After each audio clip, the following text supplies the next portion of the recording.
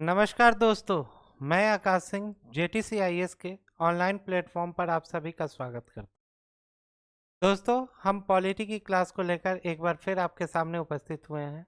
हम पिछली क्लास में भारत का संवैधानिक इतिहास पढ़ रहे थे। उसी क्रम को आगे बढ़ाते हुए हम नए एक्ट की तरफ आगे बढ़ेंगे। तो हमारा जो नया एक्ट आएगा दोस्तों, वो है 1919 का मॉन्टेग्यू चेम्सफोर्ड सुधार। इसके पहले हम लोगों ने बाकी एक्ट्स भी देखे थे। पिछले जो भी सारे सुधार थे, भारत शासन के अधिनियम थे, गवर्नमेंट ऑफ इंडिया एक्ट्स वगैरह, सब हम लोगों ने देखा। अब जो नया टॉपिक आया है वो क्या है? 1919 का मॉन्टेग्यू चेम्सफोर्ड सुधार। मैंने पिछली क्लास में आपको बताया था कि दो नाम जोड़ के आएंगे, ठीक है? तो जिसमें जो पहला नाम होगा वो भारत सचिव का होगा और दूसरा नाम क्या होगा? वायसराय का। उसी तरह यहाँ आप देख सकते हैं मॉन्टेग्यू जो है भारत सचिव। किसी किसी किताबों में या फिर हमने अभी नोट्स में भी लिया है, इसी कारण से कहीं भारत सचिव मिलता है, कहीं भारत मंत्री मिलता है। तो इससे हमें कंफ्यूज नहीं होना है, उन्हीं की बात हो रही है। और दूसरा जो है, जो वायसराय है, वो कौन है? चेम्सफोर्ड है। आइए दोस्तों देखते हैं। हमारा जो भारत सरकार अधिनियम 1919 है, जिसे मॉन्टेग्यू चेम्सफोर्ड सुधार के नाम से हम जानते हैं, उसका पहला पॉइंट क्या है? भारत मंत्री लॉर्ड मॉन्टेग्यू, ठीक है, यानी भारत के मंत्री या भारत सचिव जो भी थे, लॉर्ड मॉन्टेग्यू ने 20 अगस्त 1917 को ब्रिटिश संसद में यह घोषणा किया कि ब्रिटिश सरकार का उद्देश्य भारत में उत्तरदायी शासन की स्थापना करना है। यानी कि एक शासन व्यवस्था जो बैठा है वो क्या हो? इस्टेब्लिश शासन व्यवस्था हो, जो जनता के प्रति या फिर गवर्नमेंट ऑफ ब्रिटेन के प्रति उत्तरदायी हो। इन उनका एक मकसद था कि हाँ, अब तक क्या थी? एक तरह से निरंकुश शासन चल रहा था। अब क्या कोशिश किया जा रहा है कि एक उत्तरदायी शासन की व्यवस्था की जाए। नवंबर 1917 में भारत मंत्री मॉन्टेग्यू ने भारत आकर तत्कालीन वायसराय चेम्सफोर्ड, उस समय के जो वायसराय थे कौन थे? लॉर्ड चेम्सफोर्ड, उन एवं अन्य असैनिक अधिकारी एवं भारतीय नेताओं से प्रस्ताव के बारे में विचार विमर्श किए। तो जब उन्होंने वहां के ब्रिटेन के ब्रिटिश संसद में यह घोषणा पत्र जारी किया कि उत्तरदायी शासन की व्यवस्था की जाए, तो फिर वो क्या, भारत आए और भारत के जो वायसराय थे तत्कालीन लॉर्ड चेम्सफोर्ड और जो उनके अधिकारी थे, उन सभी से क्या किए? आकर मंत्रणा की है। एक समिति सर विलियम ड्यूक, भूपेंद्र नाथ बासु, चार्ल्स रॉबर्ट की सदस्यता में बनाई गई एक टीम बनाई गई, जिसने भारत मंत्री और वायसराय के प्रस्ताव को अंतिम रूप देने का सहयोग किया कि इनका जो प्रस्ताव था उत्तरदायी शासन को स्थापना करने के लिए, कि उसमें क्या क्या चीजें होने चाहिए, उसके लिए एक टीम बनाई गई जिसमें सर विलियम ड्यूक, भूपेंद्र नाथ बासु और चार्ल्स रॉबर्ट शामिल थे। नेक्स्ट देखते हैं दोस्तों, 1918 में इस प्रस्ताव को प्रकाशित किया गया। जब टीम बनी तो 1918 तक क्या हुआ? प्रस्ताव बनकर तैयार हो गया, जिसे प्रकाशित किया गया। यह अधिनियम अंतिम रूप से 1921 में लागू कर दिया गया। यानी अंतिम रूप से इसे लागू कब किया गया? 1921 को। मॉन्टेग्यू चेम्सफोर्ड रिपोर्ट के परिवर्तनों को भारत के रंग बिरंगे इतिहास के सबसे महत्वपूर्ण घोषणा। देखिए क्या लाइनें हैं सर, रंग बिरंगी महत्वपूर्ण, सबसे महत्वपूर्ण घोषणा थी रंग बिरंगी इतिहास की। क्यों? क्योंकि एक क्या हो रहा था, एक अलग युग की शुरुआत हो रही थी जिसमें उत्तरदायी शासन और मतलब एक तरह से देखिए तो पॉजिटिव चीजें दिख रही थी कि भारत के अंदर आ रही हैं। निगेटिविटी एक तरह से कह सकते हैं खत्म हो रही थी। इस घोषणा ने कुछ समय के लिए भारत में तनावपूर्ण वातावरण को समाप्त कर दिया, क्योंकि इधर तो काफी सारे गांधी जी आ चुके हैं, कई सारी आंदोलनें चल रही हैं, असहयोग आंदोलन एटसेट्रा एटसेट्रा, काफी कुछ शुरू होगा। अभी 1919 में है, आगे चलेगा। एक तनावपूर्ण आंदोलन बना पड़ा है। उसको क्या हुआ, एक तरह से कह सकते हैं जले पे मलहम लगाने वाली चीजें थी कि लोगों के अंदर जो पूरी तरह से कह सकते हैं मतलब असहाय या फिर बिल्कुल गवर्नमेंट के खिलाफ जो सोच थी, उन सब पे थोड़ी बहुत परिवर्तन आने लगे थे। पहली बार उत्तरदायी शासन शब्दों का प्रयोग इस घोषणा में किया गया था। तो भारत के इतिहास में पहली बार क्या हो रही थी, उत्तरदायी शासन क्या घोषणा किया जा रहा था कि हाँ, एक उत्तरदायी शासन होनी चाहिए।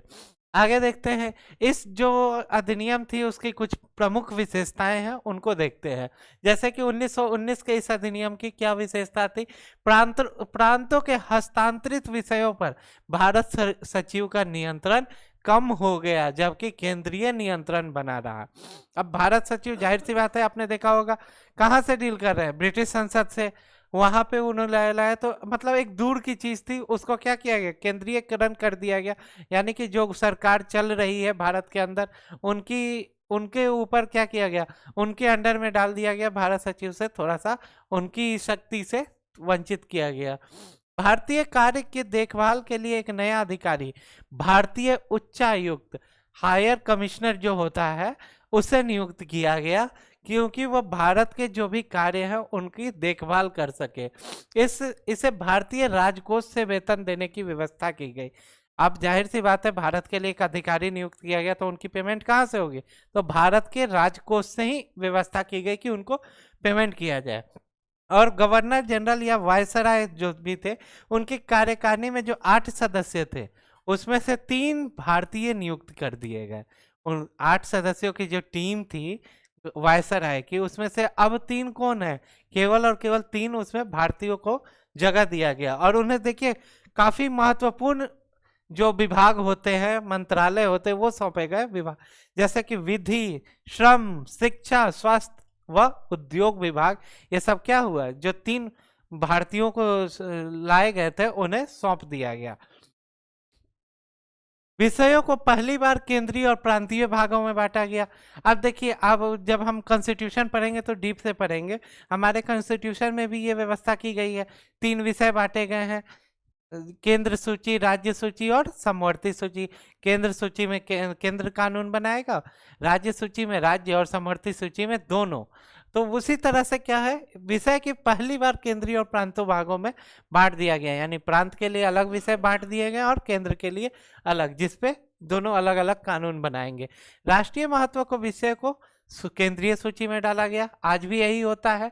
जो भारत का अपना इंटरेस्ट है, राष्ट्र का जो बात होती है, उस पर कानून कौन बनाएगा? भारत सरकार बनाती है। उसी तरह यहाँ केंद्र सरकार के पास केंद्र सूची में रखा गया, जिस पर गवर्नर जनरल सपरिषद कानून बना सकता था। यानी कि जो विषय केंद्र सूची में डाले गए, उस पर कानून बनाने का अधिकार गवर्नर जनरल या वायसराय को था। विदेशी मामलों, रक्षा, राजनीतिक संबंध, डाक तार, सार्वजनिक ऋण, संचार व्यवस्था, दीवानी तथा फौजदारी कानून तथा कार्य प्रणाली इत्यादि सभी मामले केंद्रीय सूची में थे। बिल्कुल इसी तरह आज के डेट में भी ये सारे किसके पास हैं? केंद्र सरकार के हाथों में है। रक्षा मामला हो गया, राजनीतिक मामला हो गया, विदेशिक मामला, डाक का मामला, सब कुछ ये सारे जो है आज भी केंद्र सूची में ही है, और उस समय भी इसे केंद्र सूची में रखा गया। प्रांतीय महत्व के विषय पर गवर्नर, कार्यकारिणी तथा विधानमंडल की सहमति से कानून बनता था। अब प्रांतीय मामलों पे जो भी कानून बनाने होते थे, वो उस प्रांत के विधानमंडल के अंडर आ गया कि वो बनाते थे। प्रांतीय महत्व के जो जो विषय थे, बिल्कुल देख लीजिए, स्वास्थ्य, स्थानीय स्वशासन, भूमिकर प्रशासन, शिक्षा, चिकित्सा, जल संभरण, अकाल सहायता, शांति व्यवस्था, कृषि इत्यादि, ये सब किसके पास थे? प्रांत के पास थे। बिल्कुल आज के डेट में भी ये सभी किसके पास हैं? प्रांत के पास, यानी स्टेट्स के पास ही हैं। जब विषय स्पष्टता हस्तांतरित नहीं किए गए थे, वे सभी केंद्रीय माने जाते थे। अब यहाँ कंकरेंट लिस्ट यानी समवर्ती सूची का कोई उल्लेख नहीं था, तो वो क्या कर रहा है कि जो बिल्कुल नहीं बांटे गए थे, वो सभी को केंद्र के अंडर ही कर दिया गया था, जो प्रांत को नहीं दिए गए थे, जो क्लियर नहीं थे। केंद्र के द्विसदनी विधानसभा राज्य परिषद में स्त्रियां सदस्यता के लिए उपयुक्त नहीं समझी गई थी। यानी कि ये जो केंद्र की मतलब जो द्विसदनीय व्यवस्था थी, उसमें क्या था, राज्य परिषद में जो था उसमें स्त्रियों को स्थान नहीं दिया गया था, औरतें उसमें शामिल नहीं थी। केंद्रीय विधानसभा का कार्यकाल 3 वर्षों का था। अब कितने दिन का है? 5 साल का। उस समय सिर्फ 3 वर्षों के लिए था, जिससे गवर्नर जनरल बढ़ा सकता था। यानी गवर्नर जनरल के पास पावर थी, वो चाहे तो उसका कार्यकाल बढ़ा दे या फिर घटा सकता था। सांप्रदायिक निर्वाचन का दायरा बढ़ाकर सिखों तक विस्तृत कर दिया गया। अब जो पिछले एक्ट में आपने देखा होगा सांप्रदायिक निर्णय लिए गए थे, जिसमें क्या था कि मुसलमानों के लिए अलग पृथक निर्वाचन वोट कर दिया गया। अब हिंदुओं के अलग, अब क्या किए ये सिखों को भी बांट दिए, सिखों के लिए भी एक विस्तृत बढ़ा दिया गया, यानी हिंदुओं में और एक बंटवारा कर दिया गया। केंद्रीय विधानमंडल संपूर्ण भारत के लिए कानून बना सकता था, यानी केंद्र विधानमंडल जो केंद्र की सरकार थी वो पूरे भारत के लिए कानून बना सकती थी। गवर्नर जनरल अध्यादेश जारी कर सकता था, बिल्कुल जैसे आज राष्ट्रपति अध्यादेश जारी करते हैं, उस समय ये शक्ति किसके पास थी? वायसराय के पास थी, तथा उसकी प्रभाविता 6 महीने तक रहती थी। 6 महीने तक वो वैलिड रहता था। बिल्कुल सेम टू सेम आज भी ये चलता है, राष्ट्रपति के पास भी अध्यादेश जारी करने की शक्ति है जो 6 महीने तक वैलिड रहती है। इसके पीछे प्रमुख कारण ये है क्योंकि अगले 6 महीने के अंदर दूसरा सदन, जो अगला जो सत्र होता है वो संसद का, वो आ जाता था, क्योंकि 2 सत्रों के बीच में मिनिमम 6 महीने का डिफरेंस होता है, सॉरी मैक्सिमम कह सकते हैं।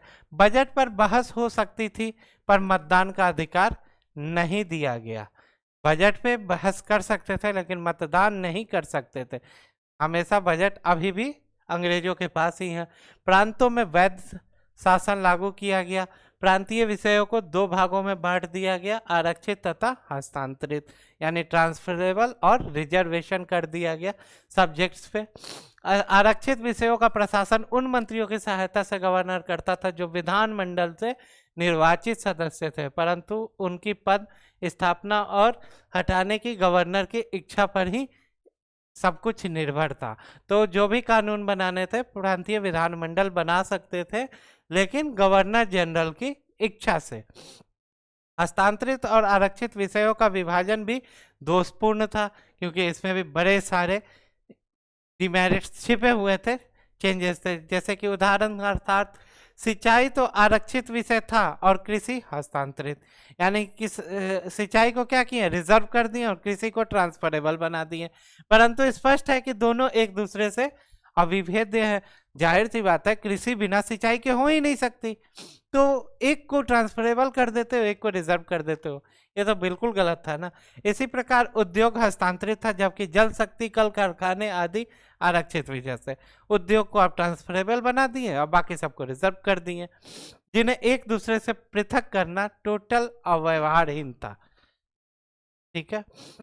द्वैध शासन पद्धति 1 अप्रैल 1921 को लागू कर दी गई, जो कि 1 अप्रैल 1937 तक चलती रही।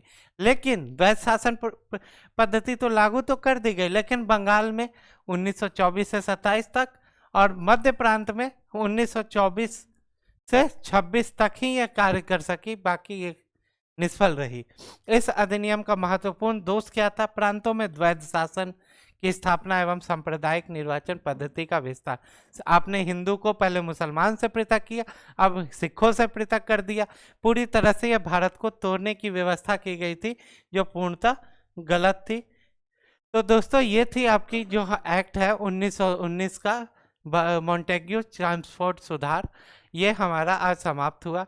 इसके बाद आगे हम 1935 की तरफ देखेंगे, और आगे की जो भी आपको ये वीडियो कैसे लगे वो हमें ज़रूर बताएं, कमेंट करें। JTCIS के जो हमारा JTCIS का जो प्लेटफॉर्म है, जो वीडियोस है, यूट्यूब चैनल है, उन्हें सब्सक्राइब कीजिए, लाइक कीजिए और ज़्यादा से ज़्यादा शेयर कीजिए, और कमेंट ज़रूर कीजिएगा, ताकि आपके कमेंट से हमें पता चले कि हमें आगे काम करने में आसानी होगी, कि आपको कैसा लग रहा है, ये जानकारी हमें होनी चाहिए। बाकी आप JTC के प्लेटफॉर्म पर जुड़े रहिए। धन्यवाद दोस्तों।